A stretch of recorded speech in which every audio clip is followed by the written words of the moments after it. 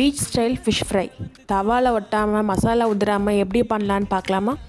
நான் யூஸ் பண்ண போகிறது பாம்ப்ரெட் ஃபிஷ். அதுக்கு 2 ஸ்பூன் சில்லி பவுடர், 4 ஸ்பூன் அரிசி மாவு, 2 ஸ்பூன் கரம் மசாலா, 1.5 ஸ்பூன் இஞ்சி பூண்டு பேஸ்ட்டு, 1.5 ஸ்பூன் டேபிள் சால்ட்டுங்க.